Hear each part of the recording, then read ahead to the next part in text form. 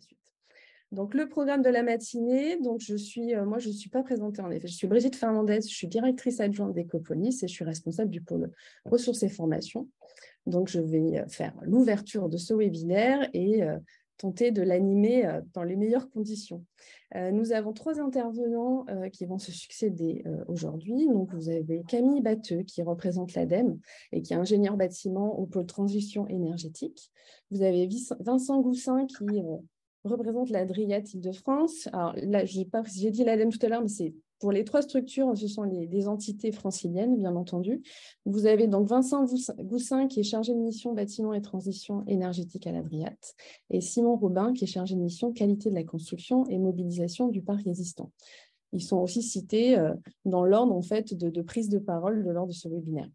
Donc, vous allez avoir une première partie qui est plutôt dédiée aux chiffres clés, au cadre réglementaire. Donc avec les différentes interventions, et une deuxième partie qui est plutôt les outils d'aide à la définition d'une stratégie de rénovation avec la présentation des outils qui ont été développés, notamment par l'État, pour vous aider à faire ceci. Donc, je vais laisser à présent la place à nos intervenants pour justement lancer le démarrage du webinaire. Je vais laisser la parole à Camille Batteux, donc pour l'ADEME Île-de-France. Oui, bonjour à tous. Alors moi, je vais vous donner quelques chiffres clés sur l'importance de la rénovation. Pourquoi c'est important? Je vais vous expliquer tout ça. Alors, on va commencer par une petite question très facile surtout concernant le parc détenu par les collectivités. Quel est, selon vous, le pourcentage vacant? Tout le monde n'a pas forcément répondu, on dirait 63% de réponses au questionnaire, mais la majorité dit 5 à 10%. C'est effectivement le cas. On peut passer à la slide suivante. Donc, pour le parc détenu par les collectivités, on est à 5%, ce qui est quand même assez important, puisque, en fait, quand on revient au descriptif, donc la slide d'avant, quand on revient au descriptif du patrimoine des collectivités, finalement, 15 à 20% du patrimoine immobilier français est détenu par les collectivités territoriales, donc ce qui n'est pas négligeable, ce qui correspond à 8% du budget de fonctionnement, et avec des biens tous différents. Donc, on retrouve des écoles, des stades, des logements administratifs, des locaux techniques, des salles de spectacle, etc. Et dans tous ces biens, on a 5 à 10% de vacances, ce qui est quand même assez important. Donc, finalement, l'objectif, c'est de mieux connaître son patrimoine pour mieux le gérer. On peut passer à la slide suivante. Au niveau des enjeux régionaux, aujourd'hui, je vais vous parler du schéma régional climat, air, énergie, qui est un document de planification stratégique voté et approuvé par le préfet et dont l'un des objectifs est le renforcement de l'efficacité énergétique des bâtiments. Quand on regarde les graphiques de droite, on va regarder la consommation énergétique à climat normal et les émissions de gaz à effet de serre. Et on voit que finalement, les objectifs de 2020, qui étaient respectivement de moins 17% et moins 29%, n'ont pas été atteints. On est à moins 4% et moins 18% respectivement. Donc, il va falloir redoubler d'efforts. Donc, au niveau de la thématique bâtiment, il va falloir vraiment faire un énorme pas pour arriver justement à cette réduction des gaz à effet de serre, dont l'objectif est de 80% pour la thématique du bâtiment et de moins 50% pour la consommation d'énergie. Donc, à l'ADEME, on a créé 4 scénarios transition 2050 pour arriver à une neutralité carbone. Donc, la neutralité carbone, ici, on va prendre l'ensemble des thématiques. Aujourd'hui, on va s'intéresser à la thématique des bâtiments. Donc, on peut passer à la slide suivante. Et donc, on a 4 scénarios pour arriver à la neutralité carbone, dont 2 sont plutôt dans l'esprit de limiter les impacts et 2 autres dans plutôt compenser les impacts. Donc, qu'est-ce que ça donne au niveau du bâtiment? On peut passer à la slide suivante. Au niveau du scénario tendanciel, aujourd'hui, qu'est-ce qui se passe? On est sur une évolution tendancielle à la baisse de la construction neuve. On a des rénovations par geste et une montée en puissance qui est quand même assez lente de la rénovation des logements, avec une accélération dans la rénovation du tertiaire suite au décret tertiaire. On a aussi des progrès tendanciels d'efficacité, des multi-équipements et des vies connectées. Que nous dit l'ensemble de ces scénarios? Donc, scénario 1 et 2, on est plutôt dans des modes de vie sobres. On retrouve une limitation forte de la construction neuve avec une optimisation du parc existant. Par exemple, dans le scénario 1, on va retrouver une baisse considérable des logements secondaires. On a une accélération sans précédent du rythme et de l'ambition de la rénovation énergétique. On va faire des rénovations globales avec une ambition type BBC ou plus. Et on va avoir un mode de vie sobre, une baisse du taux d'équipement et de leur utilisation. Dans le scénario 2, on va retrouver cette coopération territoriale, c'est-à-dire que par exemple, à l'échelle d'un bâtiment, on va retrouver une pièce avec les lave-linges plutôt que chacun avoir un équipement dans son appartement. Dans le scénario 3, on est plutôt dans un esprit haussmannien. Donc, on déconstruit, on reconstruit avec une accélération du rythme de rénovation énergétique et une forte efficacité des équipements, pas ou peu de sobriété. Et dans ce scénario 3, une consommation énorme en termes de matériel et en termes de consommation, puisque de toute façon, on doit déconstruire et reconstruire. Donc, on a besoin vraiment de beaucoup de matériaux. Le scénario 4, il s'appelle pari réparateur. Pourquoi il s'appelle pari réparateur? Parce qu'en fait, ce scénario se base sur un pari que on puisse avoir des puits de carbone technologiques, mais ces technologies n'existent pas encore. Donc, on essaye de compenser le carbone par ces puits technologiques qui n'existent pas. Donc, prudence sur le scénario 4. Et donc là, on a une évolution tendancielle à la baisse de la construction neuve. Mais on a quand même des constructions. On a une dynamique de rénovation qui est assez duale, donc en fonction c'est très segmenté. Donc on va avoir beaucoup dans le tertiaire, mais un peu moins dans le logement. Et on va retrouver tout ce qui est la smart home, le multi-équipement, et donc une augmentation forte de la consommation d'énergie. On va pouvoir passer à la slide suivante.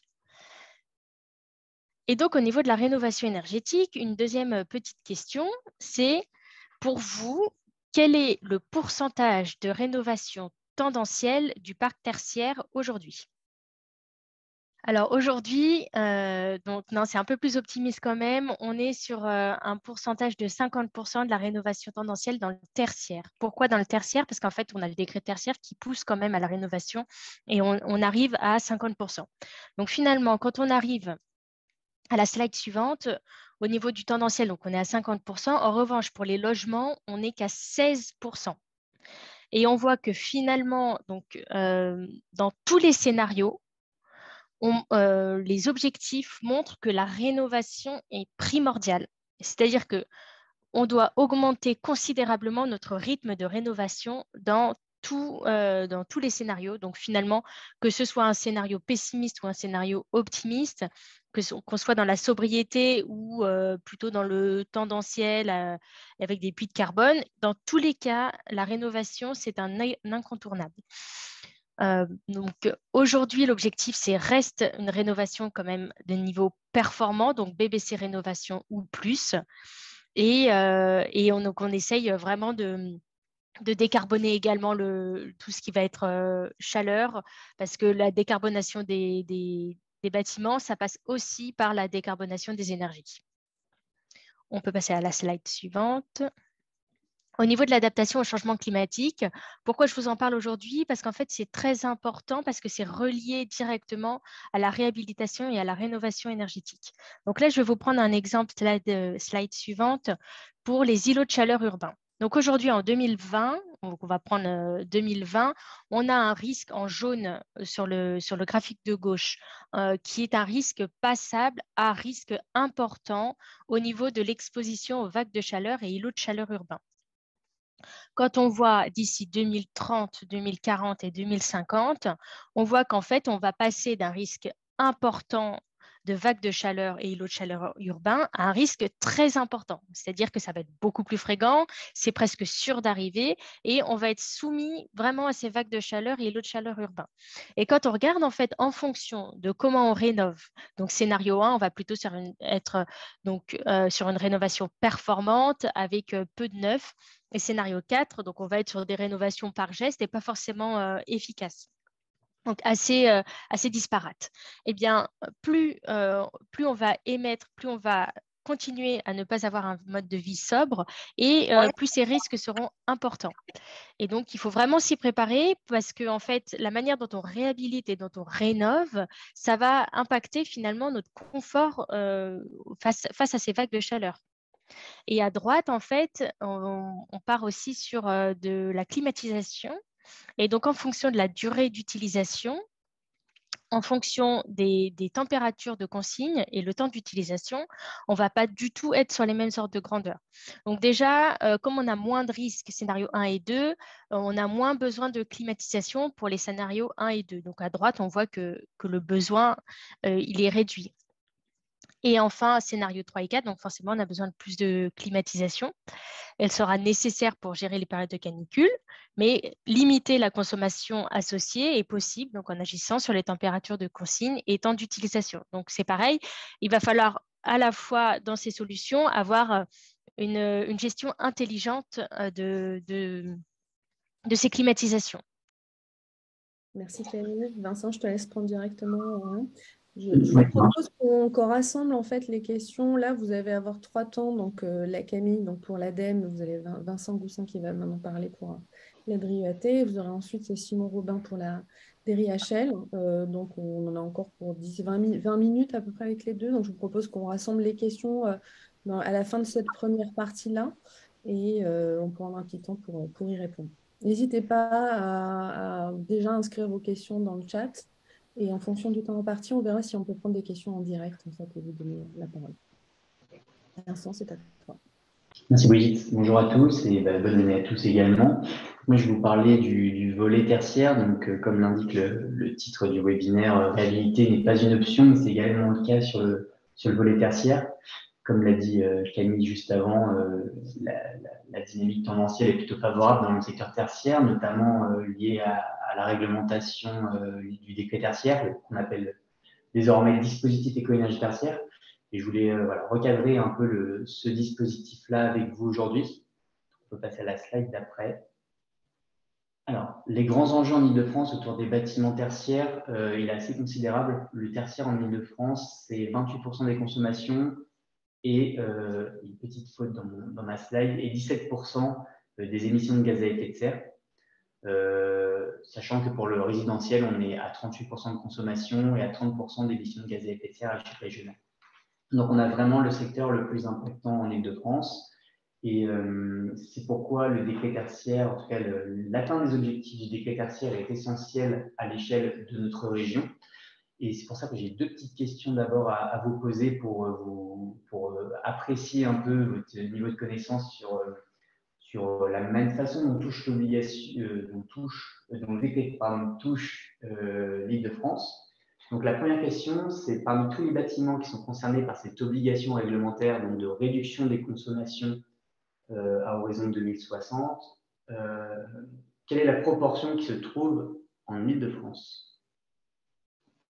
Alors je vois que c'est assez partagé, et effectivement il y a 25% des bâtiments concernés par l'éco-énergie tertiaire qui se trouvent en Île-de-France. C'est 17% à l'échelle de la Petite Couronne. Et la seconde région concernée par l'éco-énergie tertiaire, c'est Auvergne-Rhône-Alpes, qui rassemble 12% des assujettis. J'ai une deuxième question que je pose à suivre, qui est un peu de cet ordre-là, c'est pour le parc privé, quelle est la surface de bâtiments tertiaires concernée par l'obligation en Île-de-France? Je vois que les réponses sont également partagées. Donc aujourd'hui, sur le parc privé, on a plus de 100 millions de mètres carrés qui sont concernés en Île-de-France par l'obligation, autant sur le volet commerce, bureaux, hôtellerie, restauration, etc. Donc c'est assez considérable, surtout que je ne parle que du parc privé. Sur le parc public, on a des données qui sont très lacunaires encore aujourd'hui.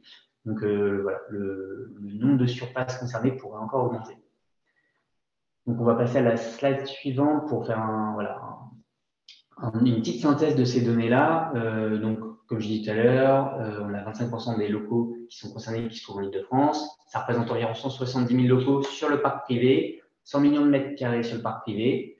Et les deux typologies les plus concernées sont le bureau et le commerce. Donc, sur tous ces assujettis, il y en a 50% ce sont du bureau et 30% du commerce, ce qui est assez considérable. Et on voit sur la carte, il y a une vraie concentration à Paris, en Petite Couronne et dans les grandes agglomérations de Grande Couronne. On passe à la slide suivante.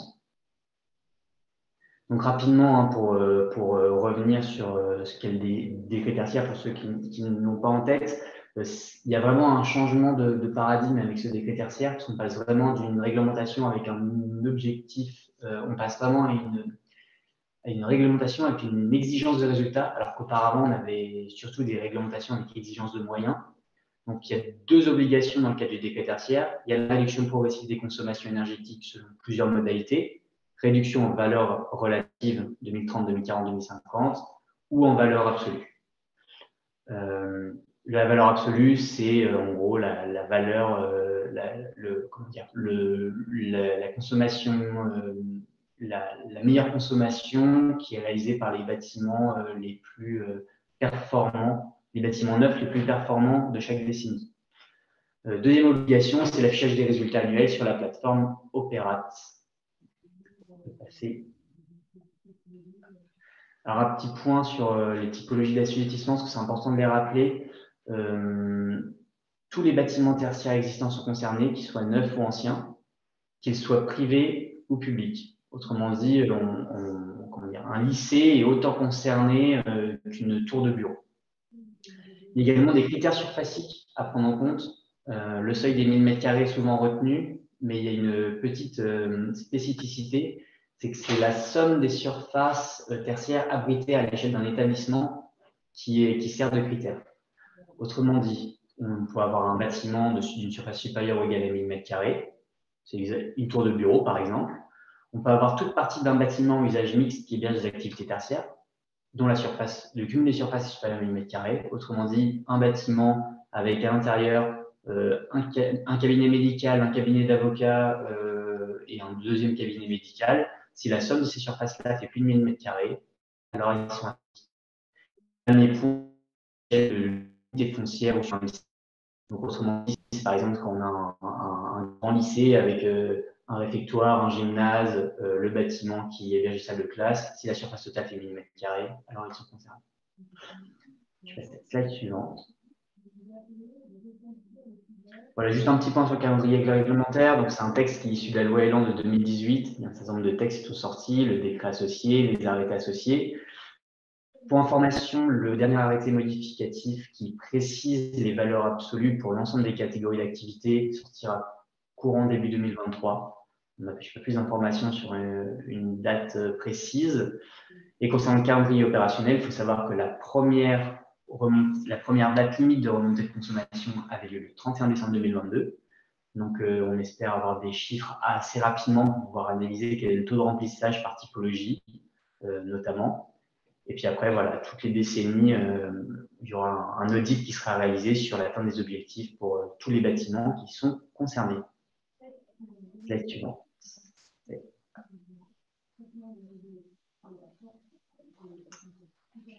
Je ne vois pas la slide bouger. Enfin, juste un dernier mot, parce que voilà, il faut parler de la réglementation, mais il faut aussi parler du plan d'action qui en découle. Aujourd'hui, on a 3 échelles de temps. On a cet hiver 2023, hiver 2024, le très court terme. On a le moyen terme avec 2030, qui est le premier objectif du décret tertiaire, et 2050, qui est vraiment le dernier objectif à horizon dans 30 ans. Donc voilà, il y a différents types d'actions qui sont possibles à mettre en place. Donc dès aujourd'hui, pour les objectifs à très court terme et à moyen terme, vous l'avez suffisamment entendu avec toutes les publicités qui ont été faites notamment par le gouvernement sur le plan de sobriété. Voilà, incitation à la sobriété, optimiser l'exploitation des équipements, adapter les locaux. Voilà, il y a tout un… Je pourrais vous les transmettre, Brigitte, il y a tout un ensemble de documents, de fiches sur la sobriété qui existent, que je pourrais vous transmettre. Enfin, à plus long terme, il y a des actions plus lourdes à mettre en place. Il faut y réfléchir dès aujourd'hui, même si on est à l'horizon 2050. C'est sur l'amélioration de la performance énergétique du bâti, mise en place de rénovation thermique par l'extérieur, changement et modification des équipements de chauffage, par exemple, ou de climatisation. Voilà. Nous, on le voit vraiment comme une opportunité, hein, on le présente comme ça, réduction des factures à très court terme, améliorer le confort des occupants. Pour le privé, il y a un vrai enjeu d'attractivité également qui n'est non négligeable. Moi, ce sera tout pour moi sur ce volet-là. C'était juste une petite introduction. Si vous avez des questions, n'hésitez pas. Et je laisse la parole à Simon Robin.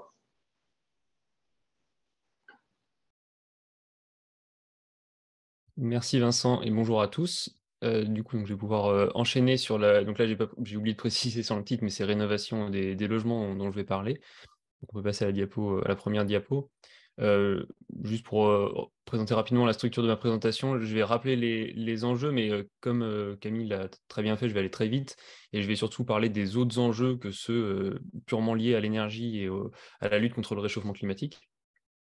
Je vais ensuite parler des objectifs de la rénovation qui sont fixés officiellement à différentes échelles, puis la stratégie de l'État dans sa globalité pour répondre à ces enjeux sur le résidentiel, et enfin quelques actualités et évolutions pour 2023.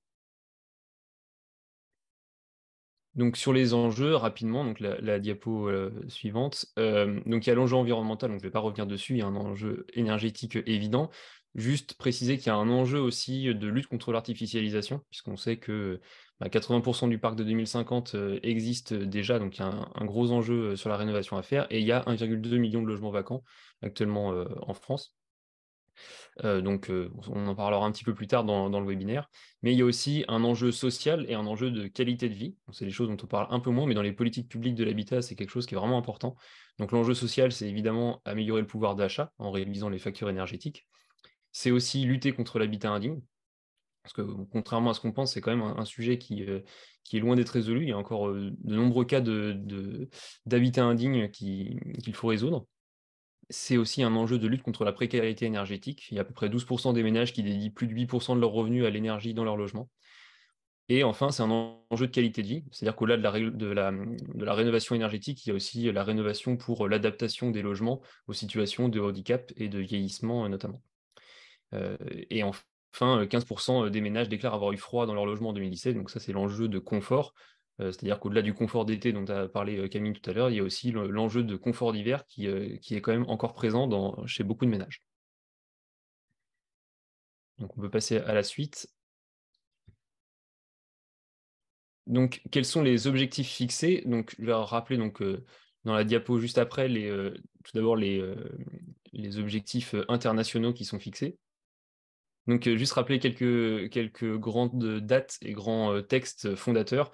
Donc, déjà, de manière générale, il n'y a pas d'objectif de rénovation à proprement dit à l'échelle internationale en termes de nombre de logements.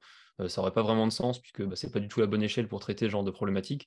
Donc, c'est plutôt des objectifs en termes de lutte contre le réchauffement climatique qui sont fixés. Donc, on a évidemment le protocole de Kyoto en 97, les accords de Paris en 2015 qui ont fixé une première limite de hausse des températures d'ici 2100. À l'échelle européenne, on a la DPEB, donc la directive européenne sur la performance énergétique des bâtiments, qui a été établie en 2010 et révisée en 2018, qui introduit une obligation pour les États membres d'établir une stratégie de rénovation à long terme. Donc si le lien est disponible, il peut être mis dans le chat. C'est un document qui est assez méconnu, mais qui est pourtant assez intéressant, puisqu'il synthétise en fait tout ce que fait l'État, en tout cas sa stratégie à long terme, et qui doit être en plus révisée, je crois, tous les 3 ans. En matière de rénovation énergétique. Donc c'est un document qui est particulièrement intéressant à consulter pour avoir une vision globale. Et enfin, plus récemment, il y a eu l'ajustement à l'objectif 55. Alors l'objectif 55, c'est l'objectif de réduction de 55% des émissions de l'UE d'ici 2030. Donc c'est un texte, on va dire, qui concerne pas que le bâtiment, qui concerne tous les sujets, mais il y a un ajustement qui a été fait en fin 2022 et qui devrait concerner la directive européenne sur la performance énergétique des bâtiments, en y introduisant 2 obligations. Une obligation à 2033 d'avoir tous les bâtiments neufs à émissions nulles, donc dès 2033, pardon, et à 2050, tous les bâtiments existants devront être à émissions nulles. Donc c'est des mesures assez ambitieuses qui devraient voir le jour prochainement. Donc à l'échelle nationale maintenant, comment ces différents objectifs sont déclinés?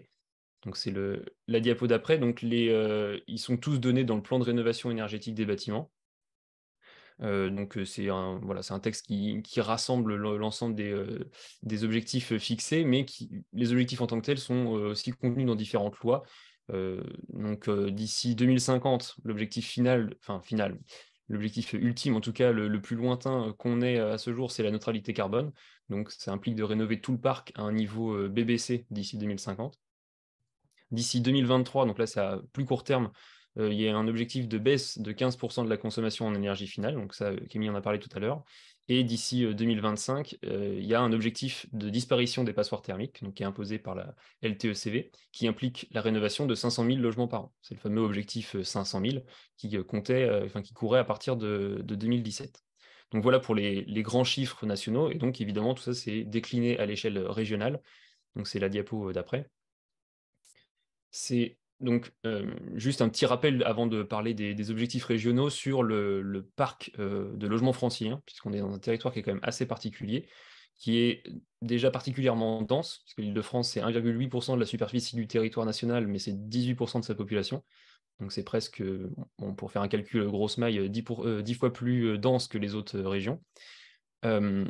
C'est 5 millions, un peu plus de 5 millions de résidences principales, dont 1,2 million à Paris. C'est-à-dire que dans ce tissu dense, il y a encore un effet de densité encore plus important au sein de la capitale. C'est des logements qui sont plutôt vieillissants, qui sont essentiellement du logement collectif par rapport à l'échelle nationale, et avec des problématiques liées au confort et à la précarité énergétique qui sont particulièrement prégnants. Donc les objectifs qui sont fixés en regard de ce contexte sont les suivants, donc c'est la diapo d'après. Ils découlent, donc ils figurent dans le SRCE, donc Camille en a parlé, je ne vais pas revenir là-dessus, mais aussi dans le SRHH.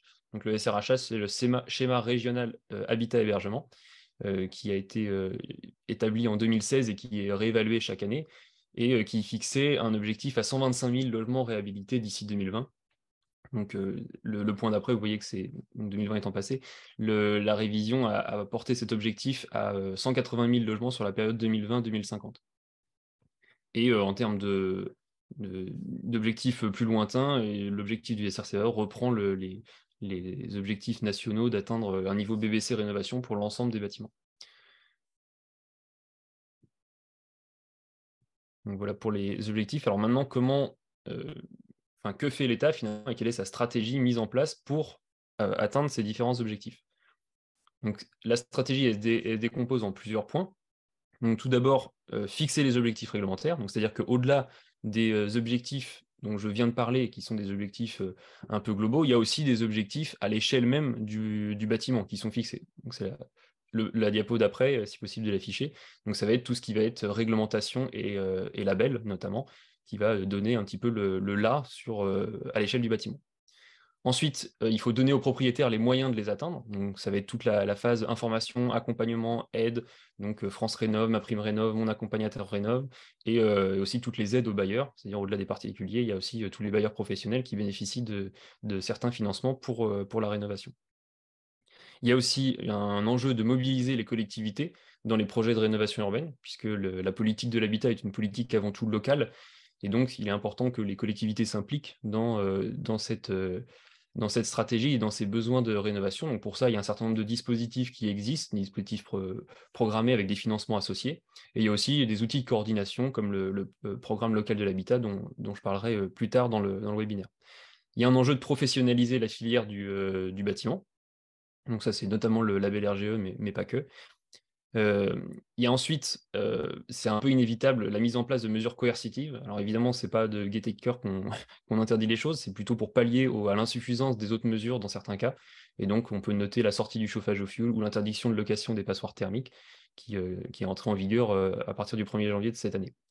Et enfin, il y a de manière transversale, il y a un suivi, une évaluation de tous les résultats de l'action publique, donc de toutes les mesures, par le biais d'observatoires notamment. Alors, quelles évolutions en 2023? Donc, il y a quelques quelques éléments qui ont changé sur les différents points que je viens de présenter. Donc, tout d'abord, sur les mesures incitatives, il y a une évolution des modalités d'attribution de MaPrimeRénov'.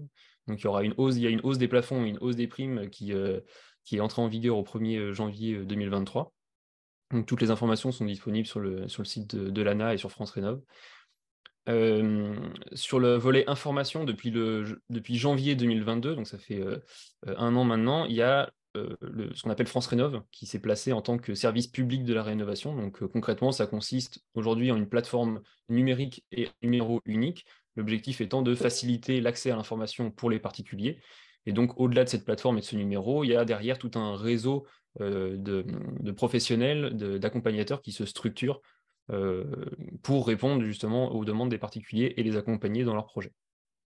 Sur le volet accompagnement, donc, il y a aussi mon accompagnateur Rénov qui entre en vigueur, qui est en vigueur depuis le 1er janvier 2023. Je vous prie de m'excuser pour la coquille, c'est bien 2023.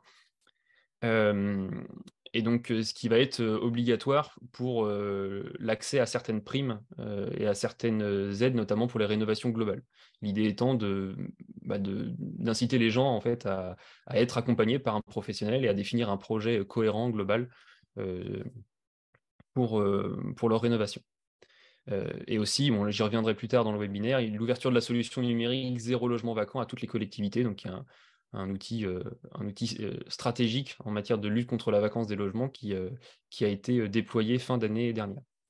Et enfin, dans les mesures coercitives, il y a l'interdiction de location des logements de plus de 450 kWh par mètre carré et par an, qui est en vigueur depuis le 1er janvier et qui verra des évolutions à 2025, 2028 et 2034 en fonction des étiquettes. Donc c'est un sujet sur lequel je pourrais revenir si vous avez des questions. Voilà pour la partie logement et ambition de l'État en matière de rénovation des logements.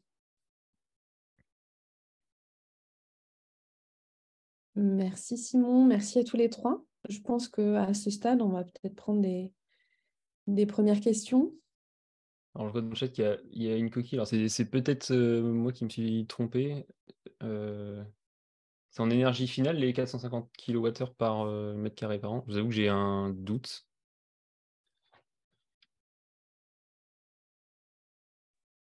Bonjour. Pour moi, oui, c'était 450 kWh en EF, en énergie finale. Mais je pense que ça a vérifié.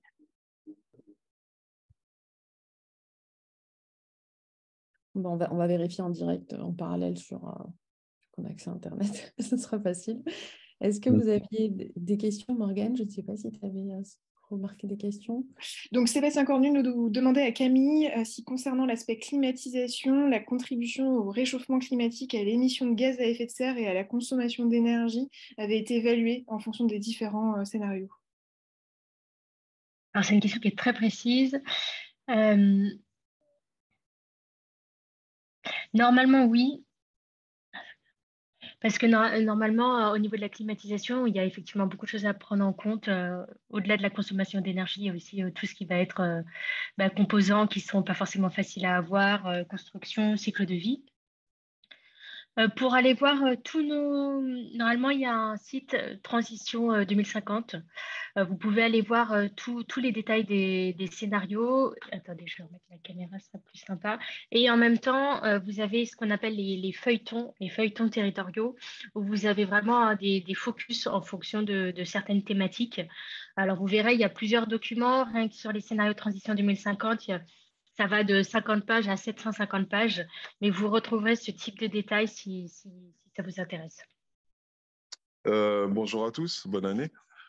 Oui, moi j'avais une question par rapport au décret tertiaire, en fait deux.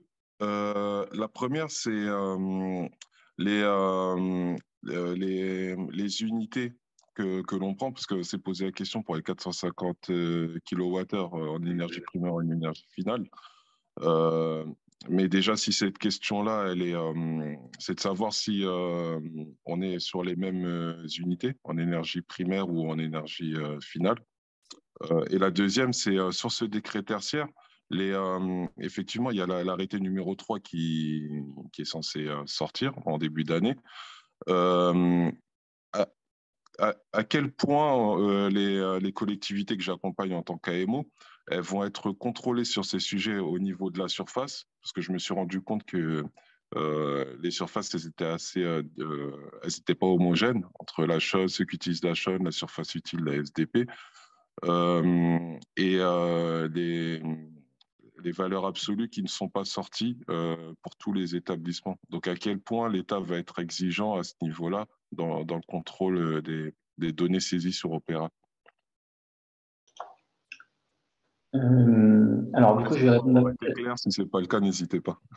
C'est très clair. Merci pour la question. Donc déjà, ce seront que des informations sur les consommations, c'est que des informations en énergie finale qui seront remontées sur Opérat. Ça, c'est pour la première question. Pour la deuxième question, qui est sur la question du contrôle. Alors, pour le moment, il y a pas, on est vraiment dans une période de pédagogie, d'accompagnement encore sur le dispositif. Donc, il n'y a pas de sanctions qui sont prévues à l'horizon 2023. À l'horizon 2024, il n'y a rien qui est défini encore. Pour revenir sur le contrôle et notamment sur la question des surfaces, pour information, nous, pour le contrôle, on va se baser sur une base de données qui est en cours de construction, en cours d'enrichissement en tout cas, par le CEREMA et le ministère, qui se base sur les fichiers fonciers pour le moment. Donc, on se base sur des informations, sur les informations surfaciques qui ont été remontées dans ces fichiers fonciers-là. Il y aura une tolérance appliquée sur les surfaces remontées. Nous, on a notre base. Après, voilà, tout sera affaire de comparaison entre les remontées Opérat et la base de données qu'on a au niveau national. Voilà, j'ai pas de retour plus précis que ça à vous apporter pour le moment. Excusez-moi, je précise juste, dans ce cas-là, sur les surfaces, si on se basera sur le foncier, faudra avoir le nombre de niveaux faits sur ce foncier. Parce que si on utilise le COP pour se dire, bon, sur 1000 mètres carrés, on a le droit de construire 400 mètres carrés. Si on construit sur 3 étages ou sur 6 étages, ce ne sera pas pareil. Ça veut dire que vous avez aussi l'information sur le nombre d'étages qu'on est capable de faire sur... C'est une information qui est à l'échelle du local, donc on a une information sur peu importe le niveau du bâtiment. D'accord, donc le tout, c'est de mettre des choses homogènes. Si on a 30 bâtiments, au moins essayer de prendre la même surface. C'est ça. Alors, pour revenir sur les différents types de surfaces possibles, il y a dans la foire aux questions sur le site Opérat, il y a une partie, je le mettrai dans le chat après, il y a un paragraphe dédié justement aux différentes surfaces tolérées dans le cadre du dispositif. Très bien, merci. Je vois qu'il y a une question une remarque plutôt sur France Rénov dans le chat. Du coup, oui, sur la question que France Rénov permet de gérer des projets de type rénovation de l'existant extension, mais chez le particulier, ça ne permet pas en fait de gérer des projets chez le particulier, par exemple. C'est ça. Ouais. Je peux essayer de proposer une réponse, ou en tout cas une réaction à cette remarque. France Rénov, pour rappel, c'est le service public, donc ça contient beaucoup de choses. En tout cas, c'est amené à contenir de plus en plus de choses en plus. Sur le financement, c'est vrai, et ça, de toute façon, l'ANA est très claire là-dessus. L'aide à la rénovation n'a pas pour but de financer des projets d'extension ou de neuf. Et donc, l'extension est considérée comme un projet de construction neuve, même si c'est adossé à un existant. Donc, sur le financement, c'est clair qu'il n'y en a pas. Après, sur l'accompagnement, pour le coup, je pense que les accompagnateurs, en tout cas les professionnels qui accompagnent les ménages, sont tout à fait disposés à les accompagner aussi sur le projet dans son ensemble. Et si le projet de rénovation doit être est pris en compte dans un projet plus global qui contient une extension, je pense qu'il doit y avoir des conseils, il peut y avoir des conseils aussi sur ce sujet.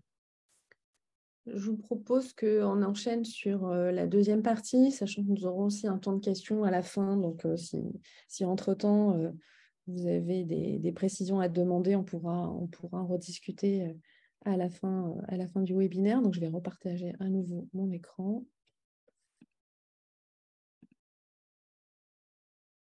Voilà, je pense qu'on était au bon niveau. Et du coup, je te relaisse la parole, Simon. Je pense que c'est toi qui prends la parole directement. Donc, je vais vous parler de 2 outils stratégiques donc, qui sont surtout à destination des collectivités. Mais pourquoi on a décidé d'en parler? Puisque, comme je le disais, la politique de l'habitat et a fortiori de la rénovation de l'habitat est une politique qui est locale et qui est particulièrement portée par les collectivités. Donc, c'est intéressant à mon sens, pour tout le monde, pas forcément les collectivités, mais aussi les aménageurs, les bailleurs, même peut-être la maîtrise d'œuvre et la maîtrise d'ouvrage un peu plus particulière, de savoir quels outils sont à disposition des collectivités et de les connaître dans leur globalité, d'autant que, on va le voir avec le programme local de l'habitat notamment, ça peut aussi intéresser tout le monde. Donc il y en a deux que je vais vous présenter aujourd'hui, c'est le plan national de lutte contre les logements vacants et le programme local de l'habitat. On va passer à la suite. Donc, je vais rappeler en introduction quelques chiffres et enjeux, présenter le plan national de lutte contre les logements vacants en premier lieu, présenter aussi le bilan qui a été fait, ça fait 2 ans qu'il existe, et quelques actualités aussi qui sont intéressantes à présenter. Et je terminerai avec le PLH, qui est un outil un peu plus large que la seule rénovation, mais qui est important de mentionner. Donc, on peut commencer sur le contexte. Donc, quelques chiffres. Donc, tout d'abord, pourquoi s'intéresser à la vacance des logements? Donc, parce que c'est un sujet qui, on le devine, hein, on regroupe plusieurs enjeux. Donc, il y a tout d'abord des enjeux d'aménagement, puisque chaque logement vacant qui est remis sur le marché, c'est un logement de moins qu'on a à produire finalement en construction neuve. Donc, ça permet de contribuer à la réduction de l'étalement urbain. Et aussi, dans de nombreux territoires ruraux, la vacance se concentre dans les centres-bourgs. Et donc, il y a aussi un enjeu de revitalisation de ces territoires. Il y a un enjeu démographique aussi, puisque dans certains territoires, et notamment en zones tendues, comme on peut l'être souvent en Île-de-France, c'est aussi une manière de contribuer à la production de logements qui est toujours importante. Et c'est aussi une manière de constituer un complément au parc social, puisque certains des outils de remise sur le marché des logements vacants peuvent permettre de faire de constituer un parc privé à vocation sociale. Et enfin, il y a un lot d'enjeux techniques liés à l'amélioration de l'habitat, comme réduire l'insalubrité, améliorer le confort ou améliorer les performances énergétiques. Donc avant de passer à la suite, il y a une petite question, un petit QCM que je voulais vous proposer. Selon vous, combien y a-t-il de logements vacants depuis plus de 2 ans en France? Donc, normalement, ça devrait s'afficher. Est-ce que c'est plutôt 300 000, 600 000 ou 1 200 000? J'ai mis les pourcentages à côté parce qu'on n'a pas forcément tous en tête le parc global. Voilà, la plupart ont répondu 1 200 000. Effectivement, c'était le cas. J'avais un peu donné le chiffre plus tôt dans mon introduction. Donc, on peut passer à la diapo suivante. Donc, juste pour préciser une chose, donc là sur la diapo, vous voyez qu'il y a marqué donc l'encadré qui est à peu près au milieu, 3 millions de logements vacants, soit 8% du volume de logement global. En fait, quand on dit 3 millions de logements vacants, on parle de la vacance tout type, sachant qu'il y en a il y a deux types. Il y a la vacance dite frictionnelle, qui est la vacance courante, typiquement les logements qui sont vacants entre deux locataires ou lors d'une vente ou en cas de rénovation par exemple. Mais il y a aussi la vacance qu'on appelle structurelle, donc c'est la vacance de longue durée qui est de plus de 2 ans. Donc on peut passer à la diapo suivante. Et là, la vacance structurelle, donc la vacance longue durée, il y a effectivement 1,2 million de logements qui sont concernés. Et donc c'est à ce type de vacances qu'on s'intéresse en particulier, puisque c'est ces logements-là qu'on va aller chercher pour les remettre sur le marché. Quelques autres chiffres, donc en haut vous avez le nombre de logements total en France, 35,2 millions. En bas à gauche, 250 000 logements vacants dans les villes moyennes avec une tension de marché moyenne. Donc là, sur la diapo suivante, on peut aller même plus loin et dire que la moitié de la vacance structurelle se situe en zone d'intérêt pour les politiques de l'habitat. Donc ce qu'on appelle zone d'intérêt, ça va être les zones tendues surtout et les zones avec un gros enjeu de revitalisation. Et enfin, d'autres chiffres qu'on peut afficher à la suite. Il y a à peu près une équivalence entre le nombre de maisons individuelles et le nombre de logements collectifs qui sont concernés par la vacance structurelle. Et on note aussi une surreprésentation des petites typologies. Il y a beaucoup de T1 et T2. Voilà pour les données. Alors avant de passer à la diapo d'après, il y a encore un autre petit sondage. Donc cette fois-ci, on va s'intéresser surtout à l'Île-de-France. À votre avis, donc sachant que, je rappelle, 3,6% du parc privé en vacances structurelles, en Île-de-France, le taux est à combien? Est-ce que c'est... Normalement, il y a les propositions qui vont s'afficher, voilà, un peu moins de 1%, entre 1 et 2%, ou un peu plus de 3%.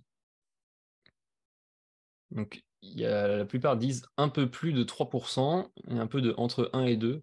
Alors, la bonne réponse, c'était entre 1 et 2. En fait, c'est à peu près 1,6%. Donc, on peut afficher la diapo d'après.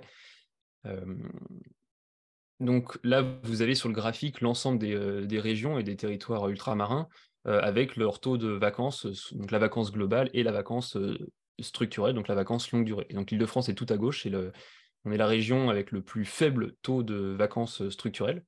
Donc on est à 1, ouais, je crois que c'est 1,6%, mais ce qui est facilement explicable du fait que on est un territoire particulièrement tendu, donc les logements ne restent en général pas vacants très longtemps. Donc on peut aller à la diapo d'après, et du coup on va enchaîner avec une autre question.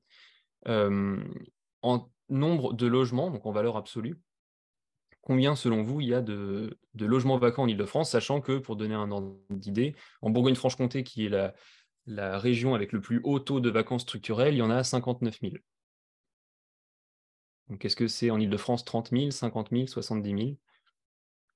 Donc là, cette fois-ci, tout le monde a la bonne réponse, c'est bien 70 000, c'est un peu plus que ça même, c'est 72 000, 72 000 logements vacants en Île-de-France. Donc c'est-à-dire que le message derrière, c'est de dire que même si on a le taux le plus faible, c'est quand même intéressant de s'y intéresser, puisque c'est un vivier important. 72 000 logements, donc on peut passer à la diapo d'après, 72 000 logements vacants de longue durée en Île-de-France. Si on met ça, par exemple, en regard des objectifs de production de logements qui sont inclus dans le SRHH, ils sont de 70 000 logements. Le SRHH demande à produire 70 000 logements par an à l'échelle de l'Île-de-France. Donc voilà, il y a 72 000 logements en vacances longue durée en Île-de-France. Et donc on est la 5e région qui a le plus grand volume de logements vacants. Donc on va pouvoir enchaîner. Donc petite précision toujours on terminera sur les chiffres avec cette diapo. Préciser qu'il y a aussi une disparité au sein même de l'Île-de-France. Donc par exemple, si on prend l'exemple de Paris, il y a un des taux les plus bas avec un 1,64% à l'échelle de la région, mais ça capitalise 25% du parc en volume. Voilà. Et au final, c'est la diapo d'après, il y a à peu près presque la moitié un peu plus de 40% des logements vacants franciliens qui sont rassemblés sur 2 départements, donc Paris et la Seine-et-Marne.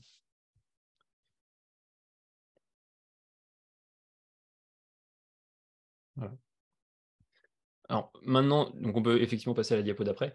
On peut, juste pour parler rapidement des causes de la vacance, donc c'est un phénomène qui est assez complexe. Les causes sont multiples, donc là il y en a 4 qui sont listées. Donc c'est le document, enfin le graphique est issu d'un guide qui a été produit par le réseau national des collectivités engagées pour la lutte contre la vacance. Et donc il identifie 4 grandes causes. Donc la vacance d'obsolescence ou de dévalorisation, donc c'est le logement devient obsolète, inadapté aux besoins locaux, trop cher à rénover, et donc n'est pas mis en location ni vendu.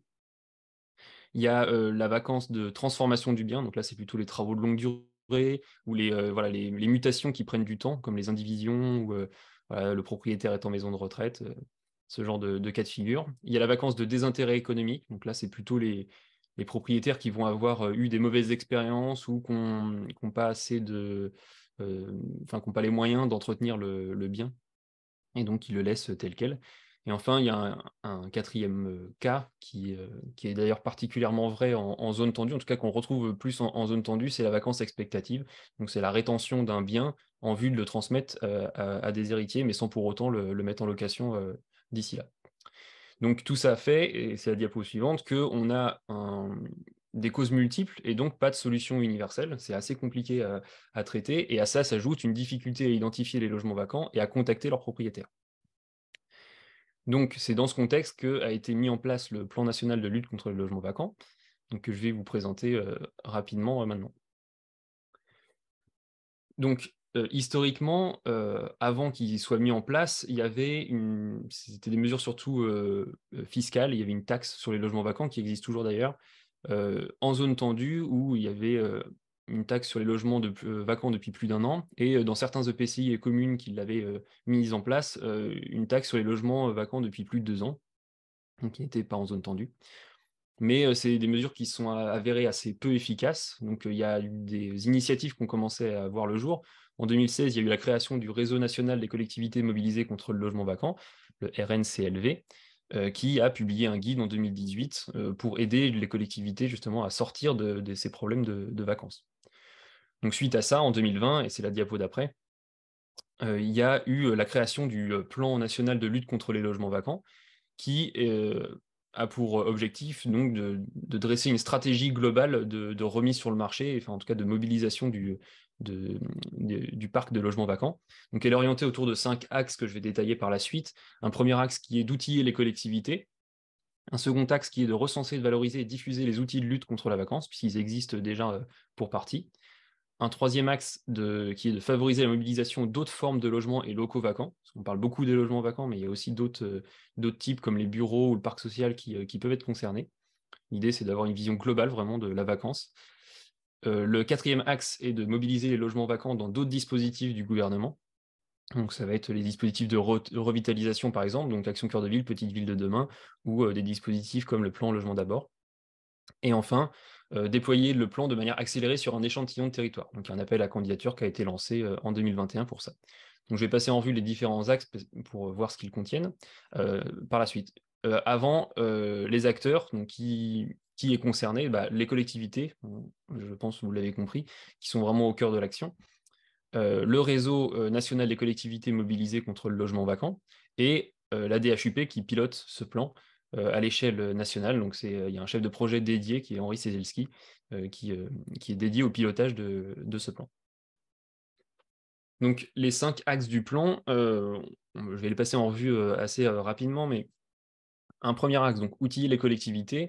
Il y a 2 solutions qui sont apportées aux collectivités. C'est la mise en place d'un jeu de données, qui est le jeu de données LOVAC, pour logement vacant, pour le repérage et la caractérisation des logements vacants. Donc, il a un intérêt particulier puisqu'il permet de caractériser à la fois les logements et le propriétaire, et de les géocaliser.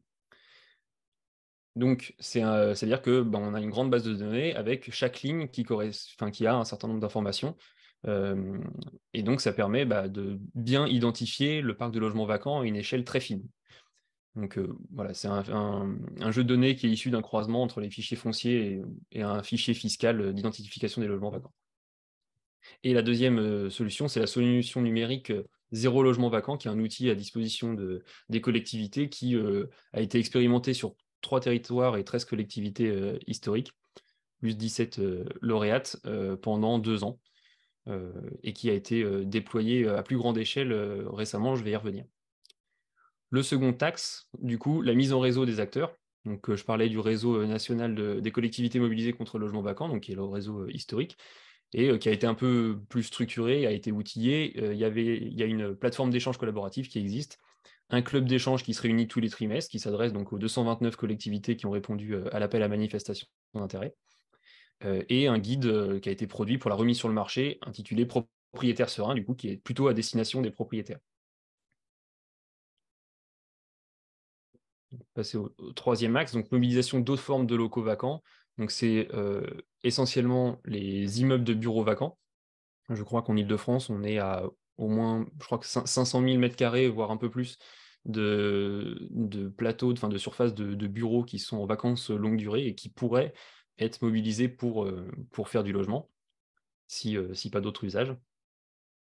Et le développement de solutions d'urbanisme transitoire, donc c'est par exemple pour les logements qui vont, par exemple, qui appartiennent à un bailleur social et on sait qu'ils vont être vacants pendant une certaine durée pour X ou Y raison, du coup on peut les réutiliser à des fins sociales de manière sur une courte ou une moyenne durée. Ça peut être aussi une solution pour une manière d'utiliser ce parc vacant. Sur le quatrième axe, donc, ça c'est pour les autres dispositifs du gouvernement. On a en fait, le parc vacant peut servir à développer un parc locatif abordable, complémentaire au parc social. L'idée étant de dire que, en fait, il y a des outils qui existent comme Locavantage qui permettent aux propriétaires de se décharger de toute la partie gestion du bien, qui dans certains cas est une cause de la vacance et de la non-mise en location du bien, mais en contrepartie, le propriétaire s'engage à louer son bien à des niveaux inférieurs à certains plafonds.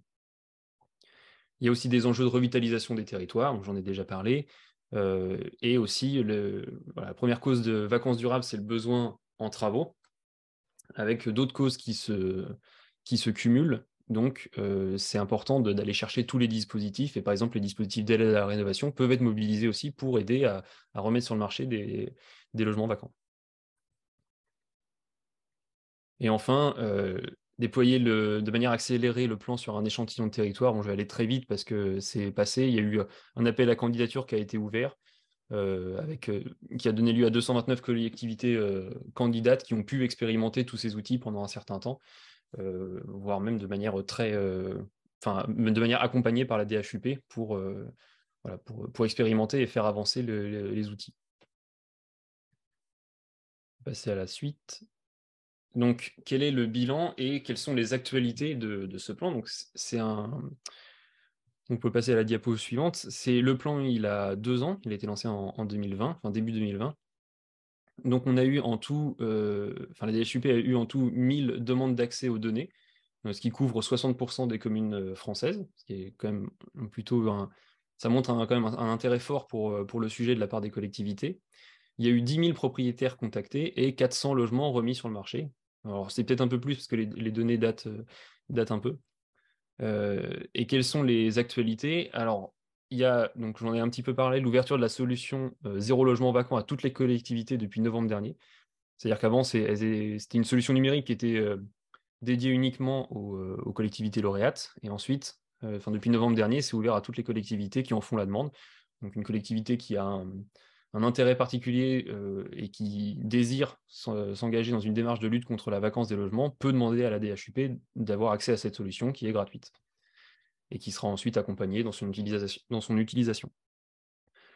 Le réseau national des collectivités engagées contre la lutte, pour la lutte contre les logements vacants s'est constitué en association fin d'année dernière, qui est présidée par l'Eurométropole de Strasbourg. Donc il y a une adresse de contact qui est mise dans le chat, si certaines collectivités sont intéressées pour rejoindre cette association. Et il devrait y avoir un nouveau jeu de données logement vacant qui devrait être publié début 2023 avec des données plus récentes. Dès lors que le jeu actuel, je crois que c'est les données de 2017, voire je ne sais plus, mais voilà, donc en tout cas il y a un jeu de données plus actualisé qui devrait voir le jour bientôt. Voilà pour la partie sur le logement vacant. Je ne sais pas si on prend des questions maintenant, Brigitte, ou si je poursuis.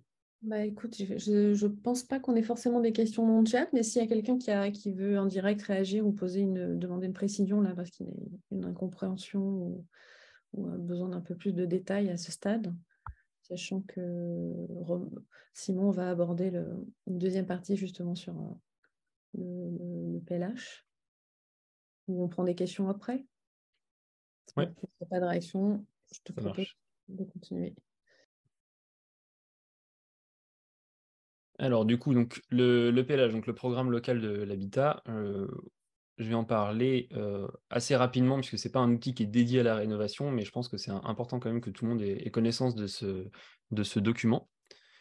Donc on peut passer à la première diapo. Donc tout d'abord, qu'est-ce qu'un PLH? Donc c'est le programme local de l'habitat, donc c'est un outil de planification et de coordination à moyen terme de la politique locale en matière d'habitat. Donc il est à l'initiative des communes et il est validé, ou je ne sais plus exactement quel est le terme, par les services de l'État. C'est établi pour une durée de 6 ans avec une évaluation à mi-parcours. Et c'est un support de contractualisation de la collectivité avec l'État, mais aussi avec les bailleurs et les communes membres. Donc l'idée étant vraiment d'avoir un outil qui soit stratégique, à une échelle pertinente pour traiter du sujet de l'habitat et qui embarque tous les acteurs concernés. Initialement, c'était un outil qui était facultatif, mais qui est devenu obligatoire pour certains territoires. Donc c'est plutôt les grandes zones urbaines qui sont concernées. Mais il y a quand même un certain nombre de PCI qui l'appliquent de façon volontaire, et il reste d'application volontaire, même pour les collectivités qui n'y sont pas soumises. Donc, les objectifs et enjeux du programme local de l'habitat, donc c'est une démarche incitative, c'est-à-dire que même si c'est d'application obligatoire pour certains EPCI, l'idée est quand même d'inciter les collectivités à s'impliquer et à définir une stratégie cohérente en matière d'habitat. Donc ça intègre plein de dimensions, notamment une dimension de cohésion sociale et urbaine, une dimension uniquement sociale et un volet foncier aussi. Ça a un caractère opérationnel renforcé, l'idée étant vraiment d'avoir un outil opérationnel qui puisse être applicable vraiment directement, qui déploie des outils concrets, qui est pleinement intégré dans l'ensemble des documents d'urbanisme. Donc il y a des jeux de mise en cohérence avec le PLU notamment. Et ça a pour but de renforcer l'implication et le rôle des intercommunalités. Donc c'est toujours dans cette idée d'avoir une stratégie commune et une bonne coordination entre les acteurs et puis les différentes collectivités d'une même zone ou d'un même EPCI.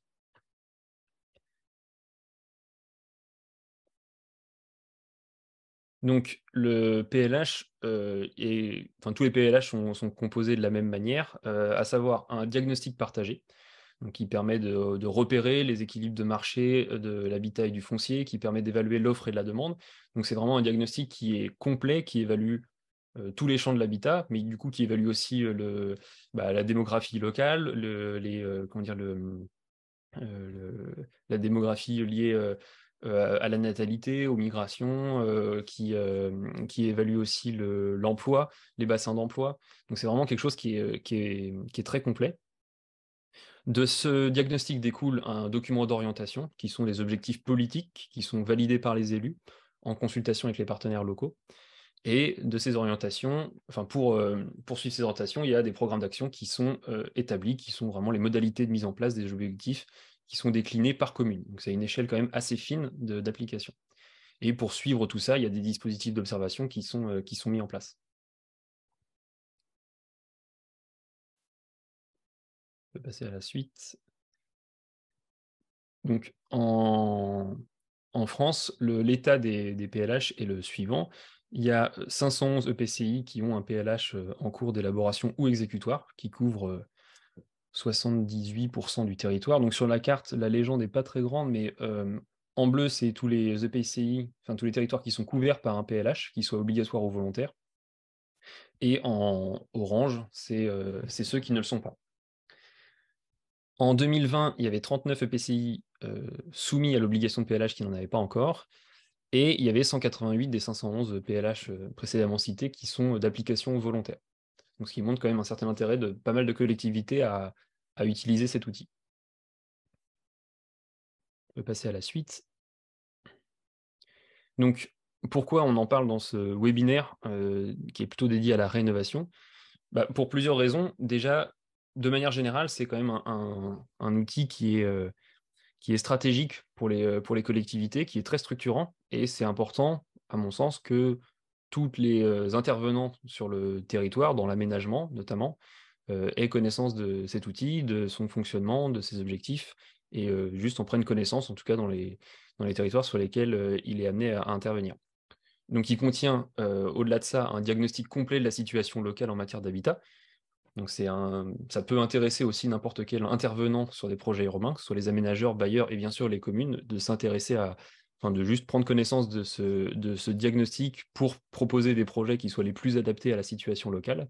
Ça évite d'avoir aussi à refaire le travail de diagnostic, d'aller chercher les informations. Sachez que tout est là. Il contient des objectifs de réhabilitation sur 3 ans, avec une répartition par commune. Donc pareil, c'est intéressant aussi de réaliser un petit peu, de voir par exemple, quand on a un projet, de voir s'il s'inscrit, comment il s'inscrit en regard des objectifs de la collectivité en matière de rénovation. Et il porte des ambitions adaptées au contexte local. Comme je disais, les orientations et le plan d'action découlent du diagnostic. Donc, chaque PLH est différent, contient des enjeux qui sont propres, et dans certaines communes, la rénovation peut constituer une orientation majeure. Et donc, ce qui implique une approche coordonnée des acteurs sur le sujet et aussi des moyens spécifiques mis en œuvre pour parvenir aux objectifs. Donc, quand on intervient en matière de rénovation sur un projet urbain, c'est intéressant de voir si dans le PLH, il n'y a pas une orientation forte en matière de rénovation et des outils sur lesquels on peut s'appuyer en tant qu'acteur de l'aménagement urbain. Et je crois que j'ai fini pour la présentation du PLH. Je peux répondre à des questions si vous en avez. Alors, je crois que quelqu'un a levé la main. Oui, bon, rebonjour, c'est Mohamed Silla. Rebonjour. Allez-y. Merci pour la présentation, top. Et le PLH, j'ai échangé ce matin avec une collectivité, justement, que j'accompagne en conseil technique, aussi sur leur relation avec les bailleurs dans la rénovation du patrimoine. Et j'ai fait une remarque là sur un permis de construire qu'ils m'ont demandé d'analyser, où le bailleur faisait une rénovation en passant de la lettre E à la lettre D. Et je disais à la collectivité que quitte à à toucher à la façade et mettre un échafaudage et tout ce que ça implique, faudrait les encourager à passer de la lettre D à la lettre C. Et je lui disais, j'ai pas encore les leviers faudrait que je me renseigne, mais je pense que vous pouvez inscrire des choses dans le permis, dans le plan local d'urbanisme, parce que pour le coup, je savais pas qu'il y avait le PLH. Est-ce que c'est des choses qui sont envisageables? Et si oui, comment on pourrait faire en sorte qu'un maire il puisse dire à tous ses bailleurs, nous, sur la ville de Trappes, nous sommes, parce que c'est la ville de Trappes en l'occurrence, nous sommes ambitieux là-dessus. Et nous demandons dès lors où il y a des travaux de ravalement avec modification de la performance thermique de la façade, de gagner 2 lettres. Ouais, je pense que c'est possible. Comme je le disais, le PLH, c'est un outil de contractualisation entre l'État, les bailleurs, les collectivités. Donc, si une collectivité, comme Trappes, souhaite s'investir pleinement dans la rénovation, elle peut. Alors, du coup, ça doit être l'EPCI concerné. Donc, à Trappes, je ne sais pas exactement comment ça se passe, mais c'est à l'initiative de l'EPCI de mettre l'accent là-dessus et du coup de mettre dans le PLH des obligations, des objectifs, sachant qu'une précision quand même qui est importante, c'est que le PLH n'est pas prescriptif, c'est-à-dire c'est un outil d'orientation, de coordination. Il doit être, enfin comment dire, le PLU, il me semble, doit être en cohérence avec le PLH, mais le PLH en tant que tel ne peut rien imposer. On ne peut pas comment dire, on peut pas faire un recours sur un permis de construire au titre du PLH. Ce n'est pas quelque chose qui est possible. Mais normalement, les documents d'urbanisme doivent être cohérents entre eux et donc le PLU doit être cohérent avec le PLH. Donc c'est une question d'ambition de la commune, effectivement. C'est un outil qui est tout à fait pertinent pour inscrire des objectifs de rénovation et déployer des outils divers et variés. Et puis, juste fixer les objectifs et ensuite, ça permet aussi à la collectivité de s'appuyer dessus après pour justement discuter avec les bailleurs et dire, regardez, dans nos orientations qu'on s'est fixées et pour lesquelles vous avez été consultés, il nous faut passer de telle lettre à telle lettre, on a tel objectif d'amélioration de la performance, donc voilà, il faut y aller. Il y a des bureaux d'études ou des AMO qui sont spécialisés dans la rédaction de ces documents-là, parce qu'il n'y a pas que la ville de Trappes, et j'encourage moi tous les clients que j'accompagne à faire avoir ce genre de réflexion. Mais j'imagine qu'il y a un cadre aussi juridique en plus de l'urbanisme. Il y a des organismes, je ne sais pas si l'ADEME est compétente au sens noble du terme pour ça, ou le CEREMA. C'est une bonne question. Je ne sais pas s'il y a des organismes qui sont spécialisés. Il me semble que chaque EPCI, quand il établit son PLH, il fait appel aux compétences qu'il a à sa disposition. Et donc, j'imagine des agences d'urbanisme qui peuvent aider et peut-être s'être spécialisées. Mais après, je ne sais pas s'il y a des organismes qui se sont spécialisés vraiment dans l'aide à l'élaboration des PLH. Je ne suis pas sûr. Très bien. OK. Merci.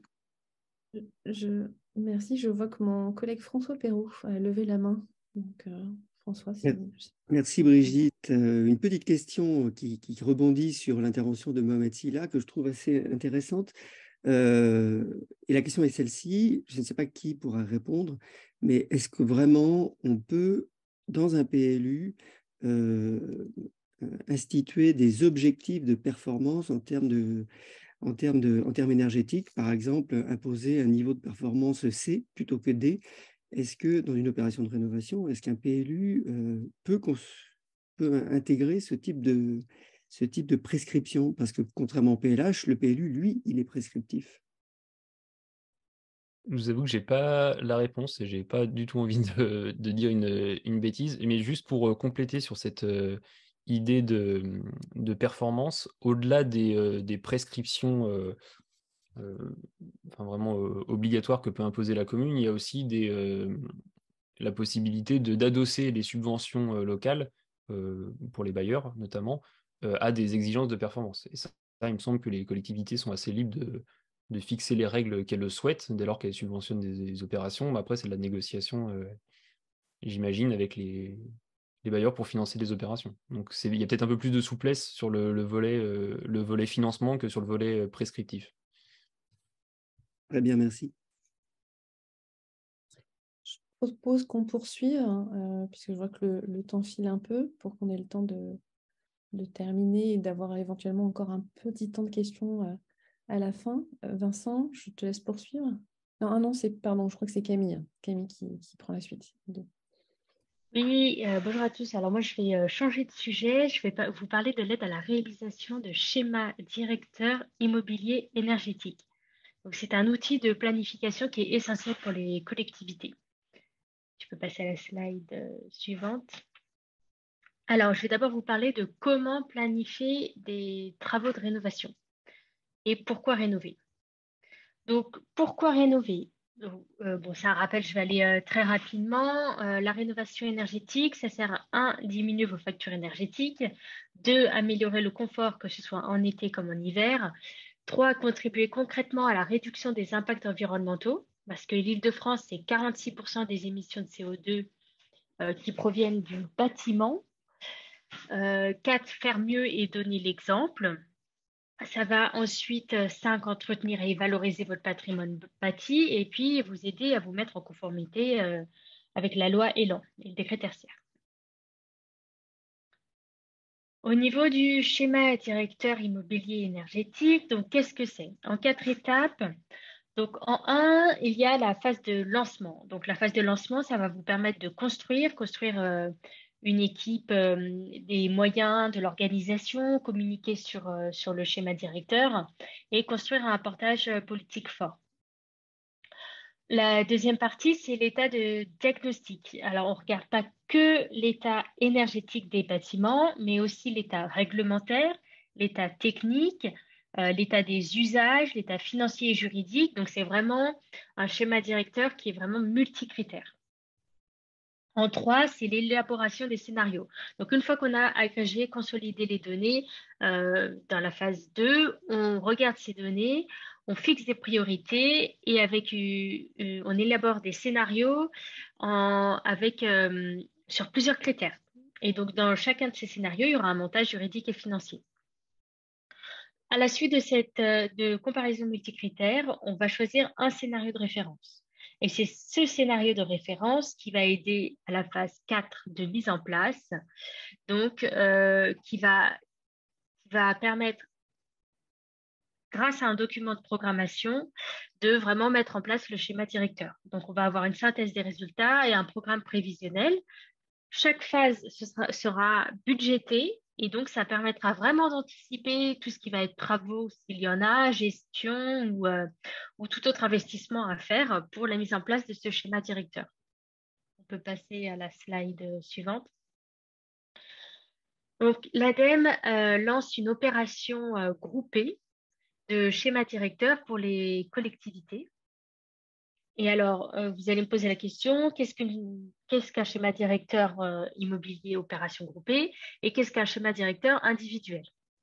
Alors, c'est un tableau qui est un peu difficile, faut pas forcément le lire, ce sera plus pour vous après. Donc, les différences, le recrutement du prestataire dans l'opération groupée se fait par l'ADEME.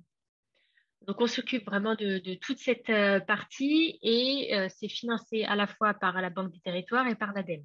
Donc, il y a rien à débourser pour la collectivité. Ce qu'il faut prendre en compte, c'est le temps à consacrer pour la collectivité, donc l'avant-dernière ligne, et un petit peu moins sur les phases suivantes. Et il y a un accompagnement sur 4 ans du schéma directeur. Donc, dans la phase de conception qui dure entre 6 et 18 mois et ensuite le suivi de 30 mois. Alors, le schéma directeur immobilier individuel est plus rapide. Il faut quand même avoir des points d'attention. Dans tous les cas, alors plus rapide, bon, ça dépend, hein. En moyenne, c'est 9 à 12 mois, mais ça peut être un peu plus. Le schéma directeur immobilier énergétique individuel n'est pas fait par la collectivité. Tout du moins, hormis la collecte des données, le reste est souvent pas fait, est fait par un prestataire. Et dans ce cas-là, la collectivité, une fois qu'elle a reçu le schéma directeur, peut ne pas s'en emparer, puisqu'elle ne s'est pas investie dans la conception. Donc là où il faut faire attention, c'est si vous faites un schéma directeur, si vous faites appel à un prestataire, il faut vraiment que vous preniez ce temps de s'emparer du schéma directeur pour pas qu'il reste dans le placard et que vous ayez fait ce schéma directeur pour rien. Donc, on peut passer à la slide suivante. L'opération groupée, et même dans tous les cas, de manière générale, dans les schémas directeurs immobiliers énergétiques, ce qui est important, c'est d'avoir 3 référents. Le premier, c'est le référent politique, pour qu'il y ait vraiment un portage de la collectivité. Le deuxième, c'est un référent technique qui va permettre vraiment le suivi opérationnel. Et le troisième, c'est les directions financières, donc un référent financier pour, dès l'amont, vraiment optimiser le schéma directeur et pour que ce soit vraiment transversal et efficace. Donc, au niveau des financements, donc l'opération groupée est totalement financée par l'ADEME et la Banque des Territoires.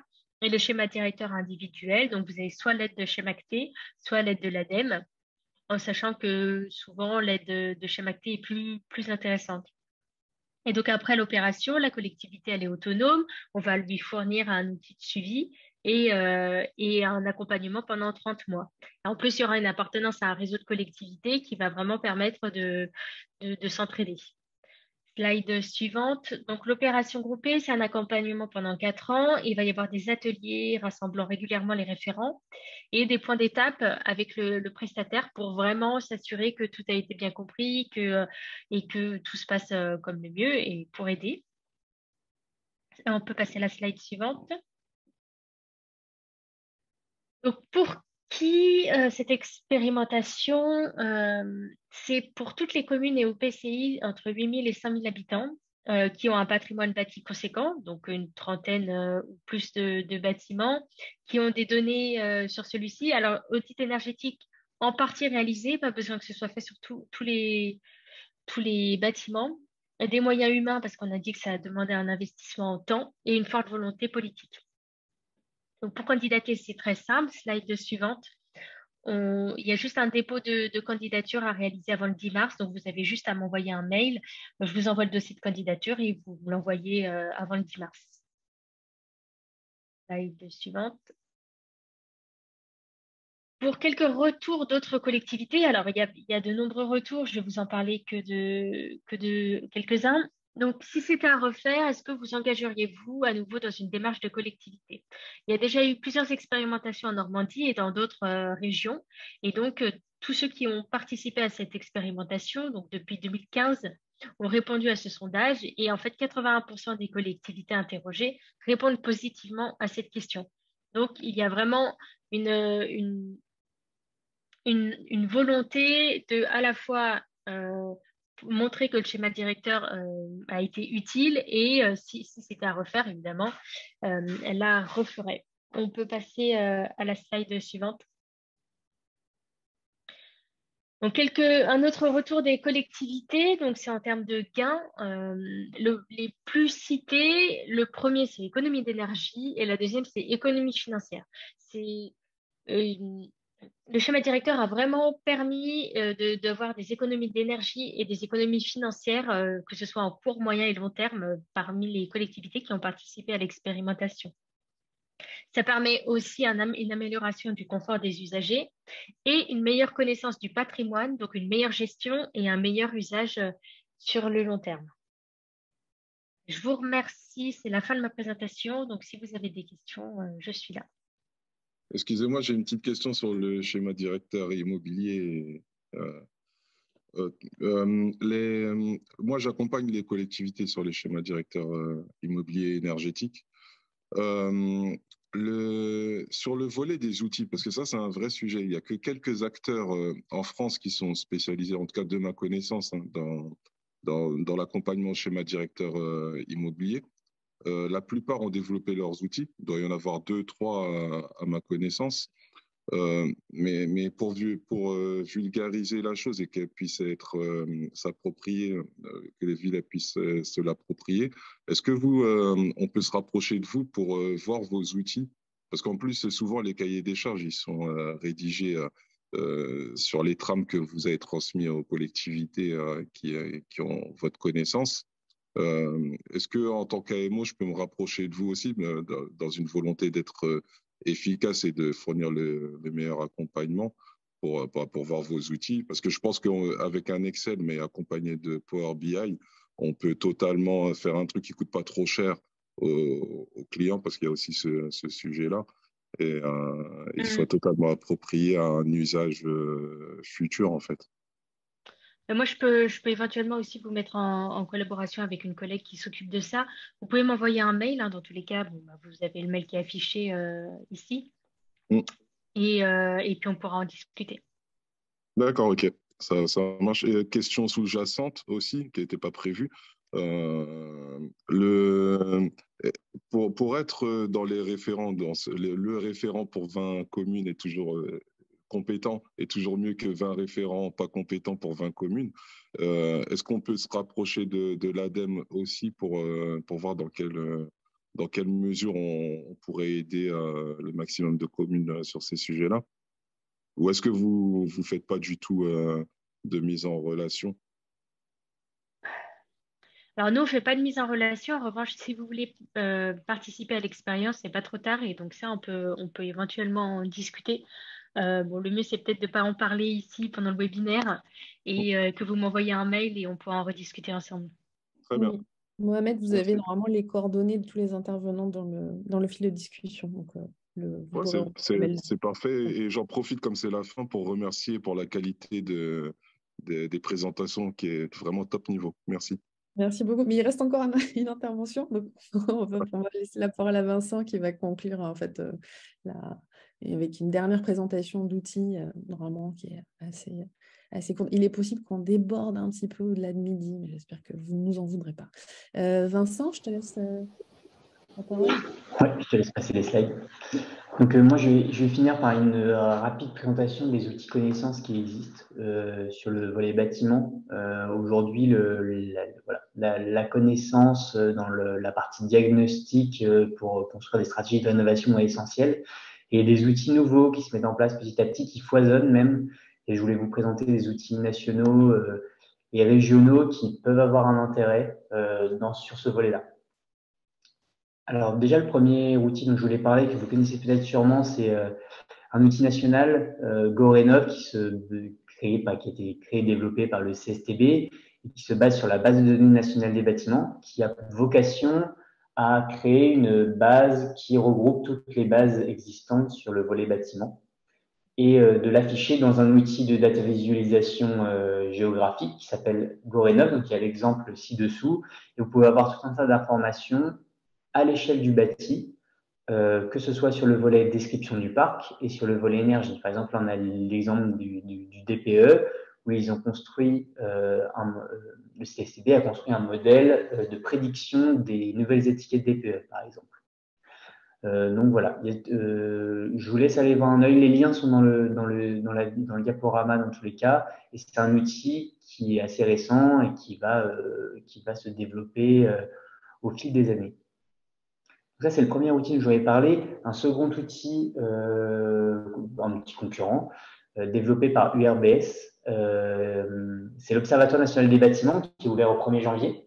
Alors, c'est un peu le même principe que GoRénov, c'est vraiment un outil de data visualisation statistique. Et en plus de ça, il y a un tableau de bord qui est disponible à l'échelle des territoires pour avoir une information précise sur la description du parc, le volet énergie, etc. Il y a même des volets sur les matériaux de construction qui sont pertinents, qui ne sont pas encore disponibles dans GoRénov. Donc, c'est pareil, j'ai mis le lien en tête et je vous invite à aller voir ce nouvel outil qui est vraiment très complet et très intuitif à l'utilisation. Ça, ce sont les deux outils nationaux, mais je voulais vous parler aussi d'un outil régional qu'on développe à la DRIUAT qui s'appelle Batistato.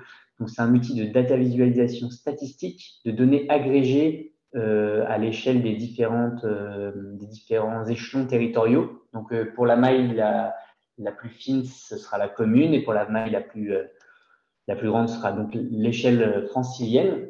Donc, aujourd'hui, c'est juste un Excel qui est disponible en ligne publiquement, qui donne tout un tas d'informations sur la description du parc bâti de chaque territoire et l'énergie et les consommations énergétiques associées.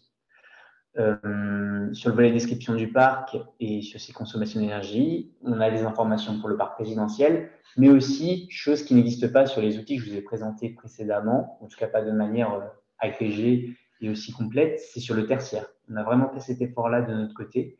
On a même une information sur les surfaces et le nombre de locaux concernés par l'éco-énergie tertiaire dans chaque territoire. Cet outil, il est peu ergonomique, il existe depuis longtemps, il a amélioré petit à petit, mais là, on saute vraiment, voilà, on passe vraiment à une étape suivante. On est en train de le moderniser, de créer une application dédiée sur un système plus ergonomique, plus facile d'utilisation, avec la possibilité d'extraire directement les graphiques, etc., qui sont très utiles dans le cadre du diagnostic. Donc, la mise en service de ces nouvelles applications, ce sera juin 2023. Pour ceux qui sont intéressés, j'enverrai le lien à Brigitte peut-être après. On crée un panel d'utilisateurs. Donc voilà, pour que vous puissiez donner votre avis sur la construction de cette application. La première réunion aura lieu fin janvier. Donc voilà, c'est vraiment un outil. C'est un outil qui est dédié aux acteurs territoriaux. On sait qu'il est utilisé par des bureaux d'études qui, dans la phase diagnostique des plans climat et énergie, il est utilisé aussi par des territoires dans le cadre de notes d'enjeux dédiées sur le volet bâtiment. Et sur la nouvelle application qu'on va sortir en juin 2023, il y a vraiment une ligne éditoriale entre guillemets sur l'aspect rénovation énergétique. Et donc voilà, on va vraiment essayer de donner une information statistique qui permet d'éclairer le décideur sur ce volet-là. Il y aura également un nouvel onglet comparaison qui permettra de comparer une commune par rapport à son EPCI, par rapport à d'autres communes similaires. Voilà, c'est des nouvelles fonctionnalités qu'on développe petit à petit. Voilà pour Batistato. Et sinon, le dernier outil que j'ai déjà présenté, il me semble, dans ce cadre-là de réhabilité ou très rapidement, c'est France Chaleur Urbaine, qui est également développé par la DRIUAT, par le service énergie bâtiment. C'est une start-up d'État. C'est un outil qui permet d'avoir une information sur les réseaux de chaleur qui passent, les réseaux de chaleur partout en France. Et si vous mettez votre adresse dans un moteur de recherche, il est capable de dire si vous avez un réseau de chaleur qui passe pas loin de votre bâtiment, qu'il ce soit une copropriété ou un bâtiment tertiaire. Il faut savoir qu'en Île-de-France, il y a 7% du gaz consommé qui est par des bâtiments qui se situent à moins de 50 mètres d'un réseau de chaleur. Donc, il y a vraiment un vrai enjeu à ce niveau-là. Donc voilà, je voulais le repartager encore une nouvelle fois, France Chaleur Urbaine, qui est un beau projet francilien sur le développement, mais qui a vocation à se généraliser à l'échelle nationale. Il y a d'autres outils qui se développent. Il y a vraiment beaucoup de réflexions à ce niveau-là, au niveau État. À l'échelle régionale, il y a un outil qui est en réflexion côté ville, côté Normandie, il y a un outil également qui est en réflexion, vraiment axé rénovation énergétique du parc de logement, donc plus détaillé que ce que nous on propose sur Batistato sur le logement, mais qui aura aussi vocation à se généraliser à l'échelle nationale. Donc, c'est un outil qui sortira également en 2023, fin d'année. Ça fait, voilà, il y a vraiment des outils qui foisonnent. N'hésitez pas à aller regarder ce qui existe, que je vous propose ces 4 outils-là aujourd'hui. Et j'en ai fini, Brigitte. Parfait, je te remercie, Vincent. Merci à tous les 3. Il est 11h59. Il me faut 2 minutes pour conclure un petit peu, vous donner quelques informations finales. Est-ce qu'on a des questions dans le chat? Je ne crois pas. Je pense que je ne sais pas si vous avez des questions en public restant. Merci aux participants qui sont restés jusqu'au bout. Je vois juste, Vincent, il y a quand même pas mal d'outils là qui sont développés. Est-ce qu'il y a d'autres choses qui sont prévues à l'échelle régionale, à ta connaissance? Est-ce qu'il y a d'autres outils prévus? Comme je disais, il y a l'outil qui est développé en Andréa-Normandie, vraiment axé rénovation énergétique. Voilà, ça va être un bel outil. C'est dans le cadre de la mission connaissance du ministère. Donc, sa vocation est un outil référence, comme Baptistato pourrait le devenir sur le volet tertiaire en termes de données statistiques agrégées. D'accord, très bien. Bien, écoutez, juste pour que vous ayez l'information, on va vous envoyer un mail à tous indiquant qui va reprendre un petit peu toutes les informations, tous les liens qu'on vous a mis dans le chat, puisqu'ils sont déjà prêts pour que vous puissiez retrouver à la fois toutes les informations et tous les liens vers les outils qui vous ont été présentés. Vous aurez aussi accès à la présentation en fait, du webinaire d'aujourd'hui, sachant que je précise qu'habituellement, on réserve. Autant je disais en introduction que nos événements sont gratuits, accessibles à tous, mais on réserve en général les présentations des intervenants lors des événements à nos adhérents. Mais s'agissant d'un webinaire majoritairement animé par les services de l'État, je pense que c'est normal que tout ce support vous soit transmis directement. Donc, ça me permet aussi de vous rappeler que nous avons besoin de vous en tant qu'adhérents. Donc, ça vous donne aussi accès justement à des supports complémentaires au niveau de tout ce qu'on peut organiser à la fois comme événement et comme publication. Et du coup, j'avais avancé, je crois que j'avais préparé. Voilà. Je vous remercie à tous. Je remercie à nouveau mes intervenants, Vincent, Simon et Camille. Je vous donne rendez-vous le 7 février pour notre prochain rendez-vous sur cette thématique-là, avec l'idée aussi dans une approche méthodologique de comment on programme sa réhabilitation passage, qu'est-ce qu'il faut prendre en compte. Et l'idée, c'est que justement, dans une démarche de monter en compétence et que vous appreniez quelque chose durant cette matinée-là. La plupart d'entre vous étaient déjà préinscrits. Si c'est le cas, vous allez recevoir les informations vous précisant qu'on vous attend le 7 février. Si vous ne l'êtes pas, on va relancer une phase d'inscription et de communication pour cet événement avec les données précises du programme détaillé de la matinée et comment ça va se dérouler. Donc, vous pouvez tout à fait vous inscrire à ce moment-là. Je vous remercie et je pense qu'il est midi. Je regarde midi 3, ça va, on n'est pas trop en retard.